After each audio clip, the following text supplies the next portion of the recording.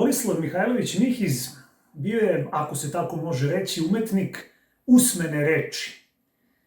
Vrlo duhovit čovek, briljantan kozer, učesnik mnogih kulturnih manifestacija, osnivač nekoliko časopisa, jedan od osnivača Ateljeja 212 i čovek koji je bio, moglo bi se reći, višedecenijski član žirija za dodelu Ninove nagrade. Posle Jovana Skerlića, možda i najznačajniji književni kritičar koga smo imali.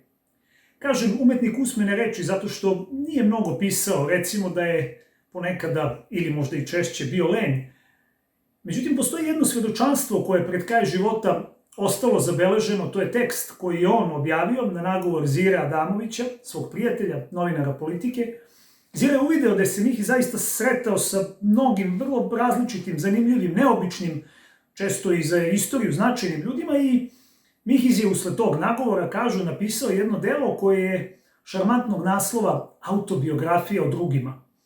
Iako delo počinje sa događajem iz njegove mladosti i sa njegovim bekstvom od ustaša iz Sremskih Karlovaca, gde se tada zatekao, u Beograd, grad u koji će doći i u kome će ostati do kraja svojih zemaljskih dana, iako je mnogo i putovao, u ovoj knjizi nalaze se i događaji koji su ispripovedani iz one zajedničke kulture sećanja koje je Mihiz posebno voleo, a priča koju ćete danas slušati govori o jednom događaju kome Mihiz nije prisustvovao, jer zapravo u to vreme još nije ni bio rođen, ali koji Iriška varoš, odnosno Vojvođani pamte, a to je jedna mala pobuna koja se odigrala u Vojvodini 1915. godine, kada su se Srbi našli u jako teškom položaju.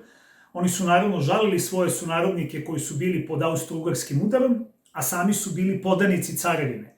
Ovo je priča o familiji Stojšić i o jednoj maloj šarmantnoj pobuni koja na kraju nije baš imala srećan kraj, ali je ilustrativna i mislim značajna. Dakle, priča iz Mihizove autobiografije o drugima.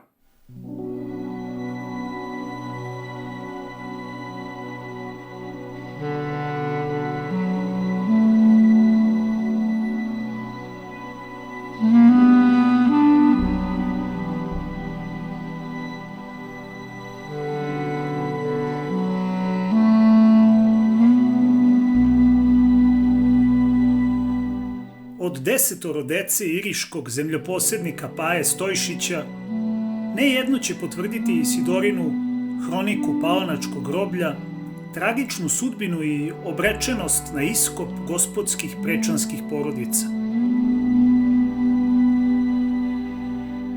Dva sina će progutati Prvi svetski rat i srpski patriotizam.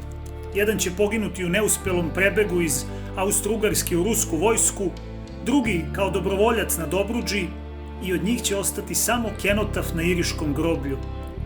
Treći će izvršiti samoubistvo metkom u slepočnicu, nikad se neće saznati zašto. Četvrti će postati sreski načelnik i stradaće u poslednjem Drugom svetskom ratu. Peti, apotekar, oženit će se mojom tetkom Nadom.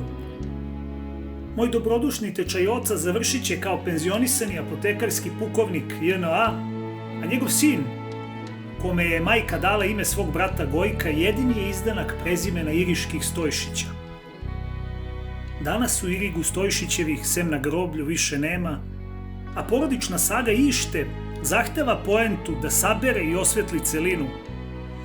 Selo ume da je nađe, da je izvuče iz života ili da je izmisli. Za događaj koji sledi ne znam da li se baš tačno tako odigrao ili ga je stari Irig smislio i domislio, ali sam siguran da u sebi sadrži samu suštinu osjećanja srpskog prečanskog sveta u Prvom svetskom ratu. Podigao bečki ćesar veliku vojsku da pregazi Srbiju, a ova baš kao što seljačkom močugom tera Vuka iz Torine, tako topom sa Kumanova, kojim je pre Klane Turke oterala u Aziju odakle su i došli, već drugi put za pola godine vraća carsku vojsku preko Drine.